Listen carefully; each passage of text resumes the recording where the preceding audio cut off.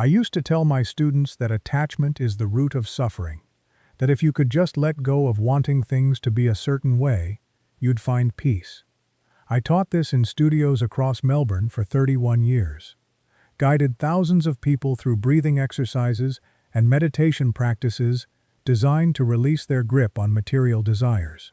Then I moved to Thailand, spent $685,000 building a wellness retreat on Koh Samui, and discovered that all my teachings about non-attachment were completely theoretical. When you lose everything you've built, everything you've invested not just money but identity into, detachment stops being a philosophy and becomes the only way to survive the collapse. The irony isn't lost on me. Neither is the money. My name is Leroy. I'm 63 years old now. I was born in Perth in 1961. My parents were working class. Dad was a mechanic. Mum worked part-time at a bakery. We didn't have much, but we had enough. I was never interested in the traditional path. University felt like a waste. Corporate work seemed soul-crushing. I found yoga in 1986 when I was 25 and working construction. A girlfriend at the time dragged me to a class. I thought it would be stretching and relaxation. It was the first time in my life I felt present in my body. The first time thoughts stopped racing. The first time I experienced what people call mindfulness, though we didn't use that word back then. I got my teaching certification in 1989, started teaching classes at a community center in Fremantle. 10 students at first, then 20, then 50. By 1995, I was teaching full-time at 3 different studios around Perth. The money was decent. Not great, but enough to live simply. I wasn't interested in accumulation anyway. Small apartment, second-hand car. Most of my income went back into workshops and training, advanced certifications, meditation retreats, a trip to India in 1998 where I studied at an ashram in Rishikesh for 3 months.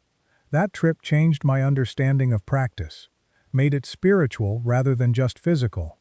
I never married, had relationships, some lasted years, but I was always more committed to the practice than to any person. That probably makes me sound cold. Maybe I was. I told myself it was about prioritizing growth over comfort, about not being tied down by conventional expectations. Really, I think I was afraid of vulnerability. Easier to talk about letting go of attachment than to actually let someone in. By 2015, I'd been teaching yoga for 26 years. I was 54. I had a loyal following in Perth. Regular students who'd been coming to my classes for a decade or more. A reputation as a serious teacher, not one of the Instagram wellness types who treated yoga as aerobics with Sanskrit words. But I was restless. The studio scene in Australia had changed. Everything was becoming commercialized. Hot yoga and power yoga and yoga with weights. The spiritual aspect was getting lost. I felt like I was fighting a losing battle, trying to maintain authentic practice in an environment that increasingly valued fitness over enlightenment. Thailand had been calling to me for years. I'd taken several trips there between 2008 and 2014. Bangkok first, which was too chaotic. Then Chiang Mai, which felt closer to what I was seeking. Then Koh Samui in 2013. The island had the right energy. Beaches and mountains. Quiet areas away from the party zones. A growing wellness community. Foreigners who'd moved there to escape Western materialism. Thai people who seemed to naturally embody the Buddhist principles I'd spent decades studying. I stayed for 6 weeks that first visit, taught some donation-based classes on the beach, meditated at temples, felt more aligned than I had in years. The idea of opening a retreat center started forming during that 2013 trip. I'd walk past resorts and hotels and think about what a real wellness space could look like. Not a luxury resort masquerading as spiritual. Not a party hostel with some yoga mats. Something authentic, rustic but comfortable. Focused on practice and meditation and healthy living. A place where people could come for a week or a month and actually transform their relationship with themselves. I knew I could create that. I had the teaching experience. I had the vision. What I didn't have was money. I went back to Perth and spent the next 2 years saving aggressively. Stopped renting. Moved into a friend's spare room.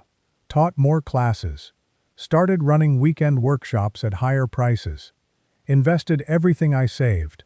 By late 2017, I had accumulated about 600,000 Australian dollars. At the exchange rate then, about 14 million baht. Enough to make a real retreat center happen if I was careful with spending. I moved to Koh Samui in January 2018. Rented a small bungalow in a quiet area on the eastern side of the island, away from Chaweng and the tourist zones. Spent the first month just exploring, looking at properties, talking to other expats who'd set up businesses, getting a sense of the island's rhythms and communities. The more time I spent there, the more convinced I became this was the right move. The universe was aligning. That's how I thought about it then. Alignment, flow, manifestation, all the language I'd been using for years suddenly felt tangible. I met Kanchana in February 2018. I was at a vegetarian restaurant in Baht. She was working there part-time while studying business at a college in Surat Thani. She came to my table to take my order and noticed I was reading a book about Vipassana meditation. She said her grandmother practiced meditation every morning. We started talking. She was 28, smart, spoke excellent English. Told me she'd been thinking about getting into the wellness industry. Said Koh Samui was full of expensive resorts, but there wasn't much that was authentic and affordable. I told her about my retreat center idea. She said it sounded amazing. Said she knew the island well. Could help me find the right location. Maybe even help with consulting on the business side since that was what she was studying. We met for coffee 3 days later. She brought a notebook full of ideas. Locations she thought would work. Pricing structures for different types of retreats. Marketing strategies for reaching the right kind of clientele. I was impressed by her professionalism. She wasn't just making conversation. She'd actually researched wellness tourism trends. Knew about successful retreat centers in other parts of Thailand and Bali, understood the balance between authenticity and commercial viability. I asked if she'd be interested in consulting on the project. She said yes immediately. Over the next month, we looked at probably 15 different properties around the island. Some were too expensive. Some were in the wrong locations. Some had the right location but the land wasn't suitable for building. Then in late March, she said her family owned land in a quiet area near Lamai. 5 rai, about 2 acres. Beautiful location. Ocean views from the higher parts of the property. Jungle surroundings for privacy. Road access but far enough from the main road to be peaceful. She said her family had been planning to develop it themselves but didn't have the capital. They'd be willing to lease it long-term to the right person for the right project. I went to see it the next day. It was perfect. Exactly what I'd been envisioning. Elevated enough for views but accessible enough for construction. Natural terracing that would be ideal for yoga platforms. Trees that could provide shade. Space for several bungalows plus a main hall. I stood on that land and felt complete certainty. This was it. This was where the retreat center was meant to be. Kanchana said her family would lease the land for 30 years at a very reasonable rate. 2 million baht for the full term, about 60,000 Australian dollars. Much cheaper than buying land outright, which as a foreigner I couldn't do anyway. She said they'd be happy to have the land used for something positive rather than just sitting empty. She said her uncle had actually been a Buddhist monk for several years when he was younger. The family appreciated the spiritual focus of the project. I should have asked more questions. Why was the family leasing instead of selling? Why was the price so reasonable when land on Koh Samui was expensive? Who exactly in the family owned it? Was the title clear? Were there any disputes? These were obvious questions, essential questions. But I didn't ask them because I didn't want answers that might complicate what felt like perfect synchronicity. The universe providing exactly what I needed, exactly when I needed it. That's how I rationalized it. Divine timing. Meant to be. All the spiritual language that sounds profound until you realize it's just a way of avoiding due diligence. I transferred the 2 million baht in early April 2018. Kanchana said the lease agreement would be prepared by a lawyer her family used. It arrived via email 2 weeks later. In Thai with an English summary. The summary said I had leasehold rights for 30 years with an option to renew. I signed it electronically. She said we'd register it officially once construction started, and I had a business structure set up. I said that sounded fine. The construction planning took most of May and June. Kanchana introduced me to an architect she knew, a Thai man who'd studied in Australia and spoke perfect English. He understood the vision immediately. We designed a main pavilion for group classes and meals, 4 small bungalows for guests, an outdoor yoga platform with ocean views, a meditation garden. Simple but beautiful. Estimated cost was 12 million baht, about 360,000 Australian dollars. I negotiated him down to 10 million.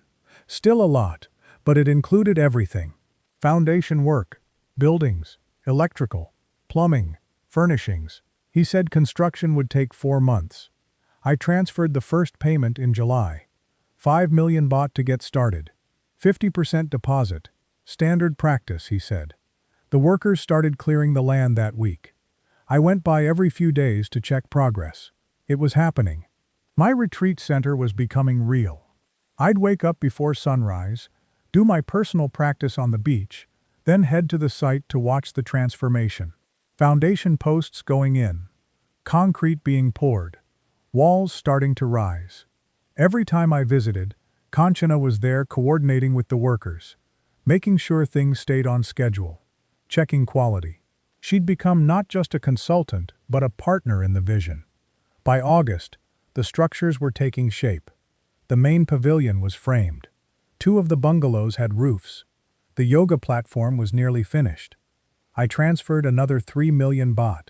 Second payment. 70% of the total now paid. The architect said we'd be done by November. Ready to open for the high season. I started working on marketing, created a website, posted on wellness forums, reached out to yoga teacher friends in Australia, asking them to spread the word. Kanchana helped with social media. We created an Instagram account, posted construction photos. The response was encouraging.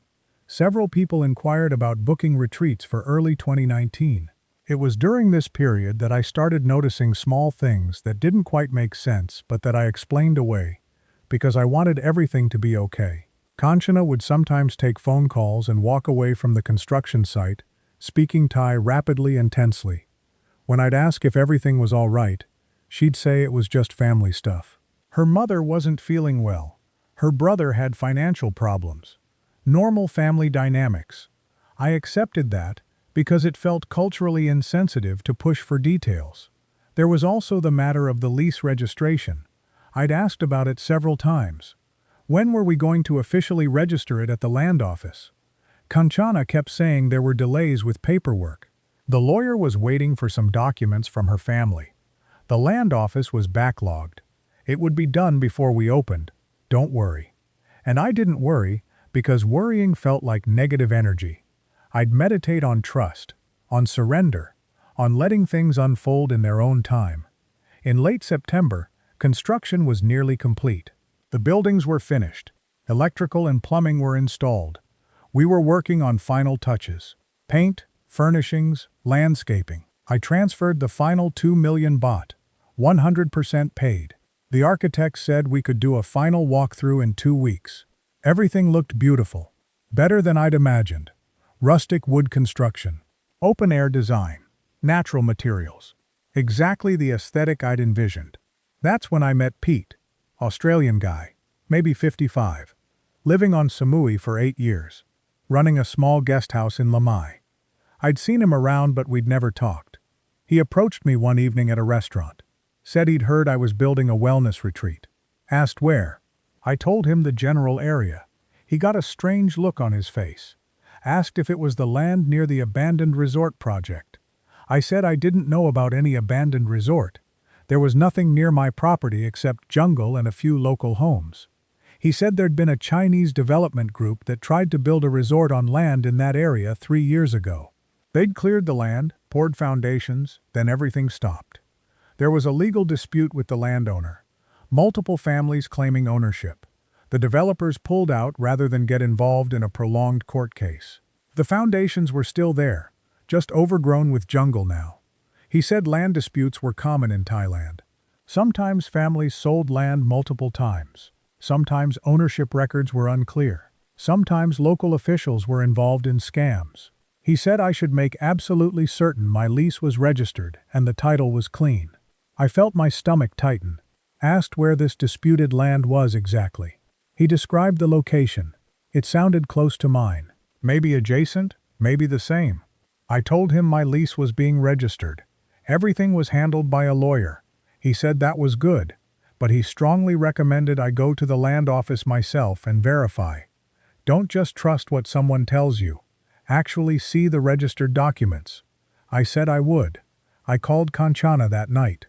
Told her what Pete had said. Asked if there were any land disputes involving the property. She laughed. Said Pete was probably talking about a different area. There were several development projects that had failed on Samui.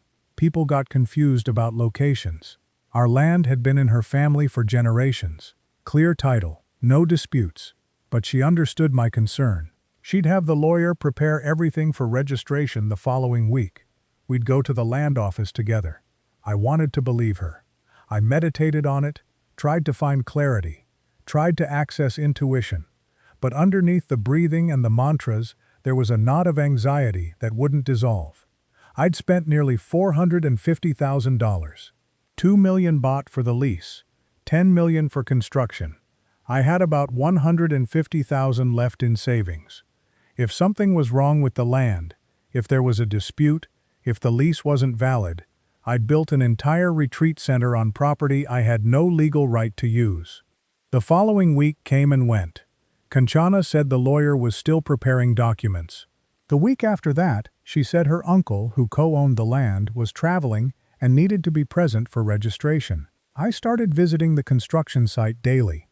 Not to admire the buildings anymore, to reassure myself they were real, that I hadn't imagined this whole project. The first retreat was scheduled for January 15, 2019. 8 guests. A week-long program. I'd already accepted their deposits. $500 each. $4,000 total. Not enough to recoup my investment, but a start. I needed everything to be legal before they arrived. I needed that lease registered. I needed certainty. On November 27, 2018, I received a letter, delivered by motorcycle courier to my bungalow. Legal letterhead. From a law firm in Surat Thani. Written in Thai with an English translation attached. The translation said, the law firm represented a family claiming ownership of land plot number 437 in Tambon Meret. The land had been illegally leased and developed without proper authority. The family was pursuing legal action to reclaim the property and seeking damages for unauthorized construction. All development must cease immediately. Any structures built on the disputed property would be removed at the developer's expense. I read it 3 times. The plot number meant nothing to me. I didn't have my lease documents with a plot number. I called Kanchana. No answer. Called again. Voicemail. Sent a message. No response. I drove to the construction site. Everything was locked. The gate that had always been open was chained. A sign in Thai was attached to the gate. I took a photo and ran it through Google Translate. Legal notice. Property under dispute. No entry by order of court. I drove to the restaurant where I'd first met Kanchana. She didn't work there anymore. Left months ago, they said. I asked for a phone number or address. They didn't have any. I went to the architect's office in Nathon. Closed. Sign on the door saying the business had relocated. No forwarding address. I called his phone. Disconnected. I sat in my car outside the architect's office trying to process what was happening. I'd built a retreat center on land that apparently belonged to someone else. Someone who was now suing for damages. I'd paid 2 million baht for a lease that may not have been valid. I'd paid 10 million for construction on property I couldn't legally use. The first guests were arriving in 7 weeks. I had nowhere to host them. I hired a lawyer the next day. Found one through a legal clinic that catered to foreigners. His name was Taksin. He spoke English. Specialized in property disputes. I showed him the letter. Showed him the lease summary I'd signed. He asked if I had the full lease agreement in Thai. I said it was supposed to be registered but never was. He asked if I had a copy of the land title deed. I didn't. He asked if I'd ever verified ownership before transferring money. I hadn't. He said he'd investigate.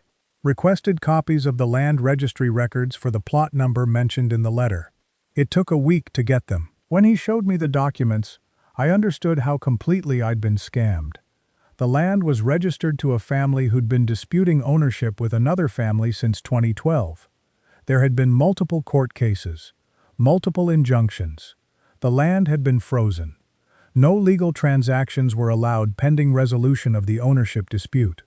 The lease Kanchana's family had offered me was worthless because they didn't have legal authority to lease the property while it was under litigation. I asked if Kanchana's family owned the land at all. Thaksin said it appeared they were one of several families claiming partial ownership through inheritance disputes going back decades. They couldn't lease what they couldn't prove they owned. I asked if they knew about the dispute when they leased to me. He said of course they knew. Everyone involved in the dispute knew. That's why the land had been sitting empty. No legitimate developer would touch it. They'd found a foreigner who didn't know how to check title records and sold him a fake lease. I asked about the construction costs. The 10 million baht I'd paid to the architect. Thaksin said that money was gone. The architect was probably working with Kanchana. They'd inflated costs, used cheap materials and labor, and pocketed the difference. The buildings were real, but I'd likely paid 3 times what they actually cost. I asked if I could keep the buildings. He said no. When the ownership dispute was resolved, the winning family would have the right to demand demolition at my expense. Or they'd keep the buildings and I'd get nothing. I asked what I could realistically recover. He said we could file criminal charges for fraud, file a civil suit for damages. But the money was almost certainly gone. Moved through multiple accounts, converted to assets under other people's names, possibly already out of the country. He'd seen this pattern many times. Foreigners come to Thailand with money and dreams. Local people with disputed land or fake titles sell them something that doesn't exist. By the time the foreigner figures it out, everyone involved has disappeared. I asked how much the legal process would cost. He said to file everything properly, represent me through initial proceedings, probably 200,000 baht, $4,600. If we actually went to trial, much more, maybe another 300,000. And the timeline would be years. Thai courts moved slowly, property disputes especially. He said I should consider whether pursuing legal action was worth it, or whether I should accept the loss and move on. I spent 3 days just sitting in my bungalow trying to accept the reality. I'd lost 12 million baht, about 360,000 Australian dollars, plus legal fees now, plus the 4,000 in retreat deposits I'd have to refund. I had about $140,000 left in total savings, enough to live on for maybe 3 years if I was careful. Not enough to start over, not enough to build anything. I was 60 years old. I'd spent my entire adult life teaching non-attachment, and I couldn't let go of the rage I felt. I confronted the feelings the way I'd taught students to confront difficult emotions. Observed them without judgment. Breathed through them. Tried to find the lesson, the growth opportunity, the way suffering could be transformative if you approached it with the right mindset. But underneath the spiritual language, I just felt like an idiot. I'd trusted people I barely knew. I'd transferred massive amounts of money without verification. I'd built on land I never legally controlled. Every principle of careful planning and due diligence I'd have followed in Australia, I'd abandoned here because I wanted to believe in synchronicity and universal alignment. I found Kanchana in late December. Not through detective work. She contacted me, said she'd heard about the legal letter, said she was so sorry. Her family had lied to her too. They'd told her the ownership dispute was resolved. They'd used her to find a foreign investor because they knew foreigners had money and didn't know how to check Thai property records. She'd trusted them. She felt terrible. She'd give me back the consulting fees I'd paid her. It was only 40,000 baht, but it was all she had. I met her at a coffee shop in Chaweng. She looked genuinely upset. Maybe she was. Maybe she was a good actress. She gave me an envelope with 40,000 baht in cash, about 920 Australian dollars. I asked about the lease payment.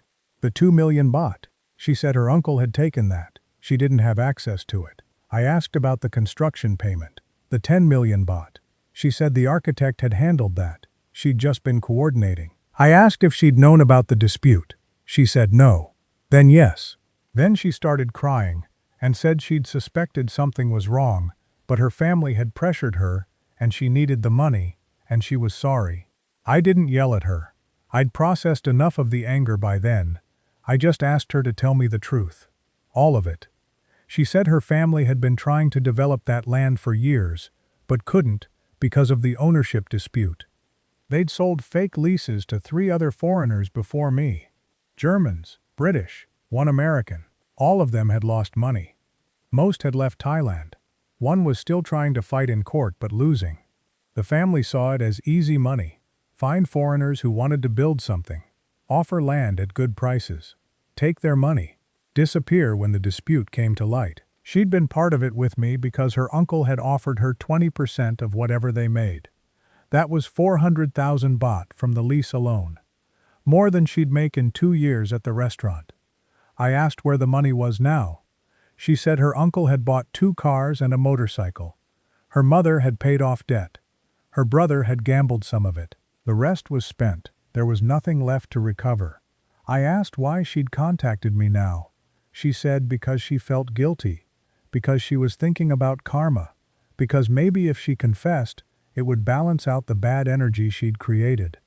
I walked out of that coffee shop and went straight to the beach, sat there until sunset, watching the waves, trying to find some kind of philosophical acceptance, some way to transform this into a teaching moment.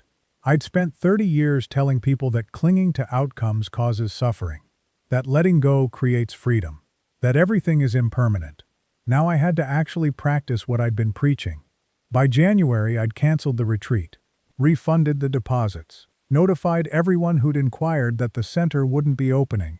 I didn't explain why, just said circumstances had changed. Some people were understanding, others were angry about the short notice. I didn't have energy to care either way. Thaksin had filed the criminal complaint and civil suit. He said not to expect anything. These cases rarely resulted in recovery. The best outcome would be if the defendants were actually prosecuted and maybe did some jail time. But even that was unlikely.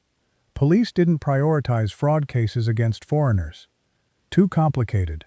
Quick per work. Too much he said, she said. I stayed on Samui through March 2019. Not because I wanted to, because I was paralyzed. Couldn't decide whether to stay in Thailand or go back to Australia. Couldn't decide whether to try to rebuild or just accept defeat.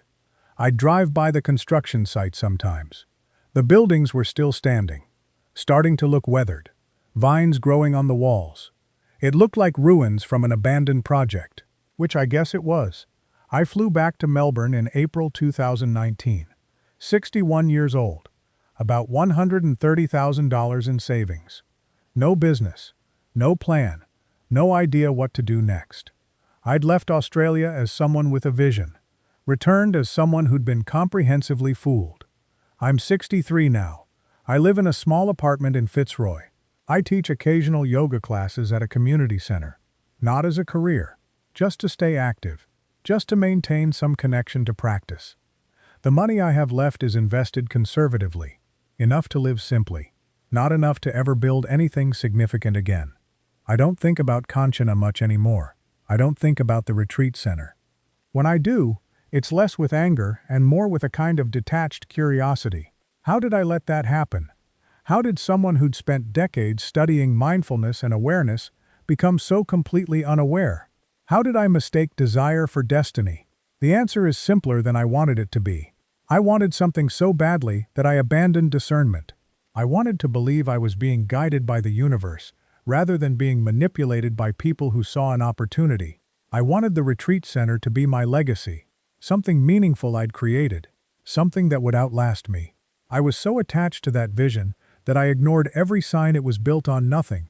There's a teaching in Buddhism about right view, seeing things as they actually are, rather than as you want them to be. I'd taught this for years, explained it in workshops, guided students through exercises to develop it. But I'd never actually practiced it when it mattered. I saw what I wanted to see, ignored what didn't fit the narrative, called it intuition when it was really just hope. The money bothers me.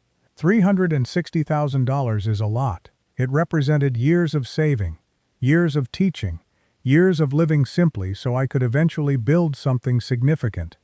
Now it's gone. I'll never get it back. I'll work until I die, just to maintain a basic standard of living. That's the practical reality. But what bothers me more is what it revealed about my practice. All those years of teaching non-attachment, all those retreats and workshops and private sessions where I guided people toward letting go. All of it was true in theory. I believed what I was teaching. But I'd never really tested it. Never really faced significant loss. Never really had to let go of something I'd invested my identity in. Now I have. I lost the retreat center, lost the money, lost the vision of who I thought I'd be at 63. And I'm still here, still breathing, still practicing in a much more humble way, teaching community classes for donation, meditating in my small apartment instead of on a platform overlooking the ocean, living the simple life I used to romanticize but never actually wanted. There's a lesson in here somewhere. Maybe it's about humility, about the difference between understanding a concept intellectually and embodying it, about how suffering is actually the greatest teacher if you're willing to learn from it, instead of just being bitter about it. I tell myself these things. Try to frame the experience as growth. Sometimes I believe it. Sometimes I just feel like an old man who got scammed. If you're reading this and thinking about investing in property in Thailand, especially in the wellness industry, I'll tell you what I wish I'd known. The spiritual language that sounds so appealing, all the talk about energy and alignment and manifestation, that's often just a way to bypass common sense. Do your due diligence. Verify everything. Check title records yourself. Don't trust lawyers someone else recommends. Don't trust family connections. Don't trust anyone's word. Get everything in writing and verified by independent sources. And if someone offers you a great deal on land, especially on an island like Samui where property is valuable, ask yourself why. Why would they give a foreigner a good price when they could get more from a Thai developer? The answer is usually that something's wrong with the property, a dispute, an encumbrance, a fake title, something that makes it worthless to anyone who knows how to check. I didn't ask those questions because I didn't want answers that would complicate my vision. I wanted the universe to be providing for me. I wanted to believe in divine timing. I wanted my spiritual practice to somehow protect me from practical problems. It doesn't work that way. Buddhism teaches that everything arises from causes and conditions. I created the conditions for being scammed by not doing basic verification. The universe didn't protect me. Meditation didn't give me special insight. I just made bad decisions based on hope and got the predictable result. I'm 63.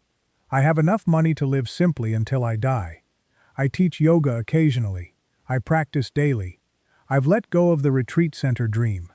Not because I've achieved some enlightened state of non-attachment, but because I don't have any other choice. The money's gone. The opportunity's gone. All that's left is accepting what is and trying to find some meaning in the loss. Maybe that's the real teaching, not the romanticized version where suffering leads to transformation and wisdom. Just the basic version where you lose something, grieve it, and eventually move on because staying stuck doesn't help. Maybe wisdom is just another word for accepting you were foolish and trying not to repeat the same mistakes. The retreat center is still there. Or the buildings are. I looked it up online a few months ago. Someone posted photos on a Thailand abandoned places website. The structures are falling apart now, roofs collapsing, walls stained with mold. The yoga platform covered in vegetation. It looks like it's been abandoned for decades instead of just a few years. The caption said, "No one knows who built it or why it was never finished. Just another failed development on an island full of them." I built that, spent $360,000 and a year of my life on it. Now it's ruins, and no one even knows it was mine. There's something fitting about that, all that attachment to legacy and meaning, all that desire to create something lasting. And it lasted 4 years before nature started reclaiming it. I used to end my classes with a reminder. Everything is impermanent. Everything changes. Everything ends. Cling to nothing because nothing remains. I said it thousands of times. Never really understood it. Now I do. My retreat center is gone. My savings are gone. My vision is gone. And I'm still here, still practicing, still teaching occasionally, still trying to find meaning in the simple act of being present. That's what I have left. The practice. Not the fantasy version where it leads to enlightenment or success or perfect peace. Just the basic version where you sit and breathe and observe and try to not get too caught up in your own thoughts. It's less glamorous than I spent 30 years pretending it was. But it's real in a way all my teachings never were. $360,000 for that lesson. Expensive tuition. But maybe that's what it took to actually learn what I'd been teaching all along. Attachment is suffering. Let go. Not because letting go is some spiritual achievement, but because sometimes there's nothing left to hold on to, and you either let go or drown in bitterness. I let go. Not perfectly, not gracefully, but I let go, and I'm still here. That's something. Maybe not much, but something.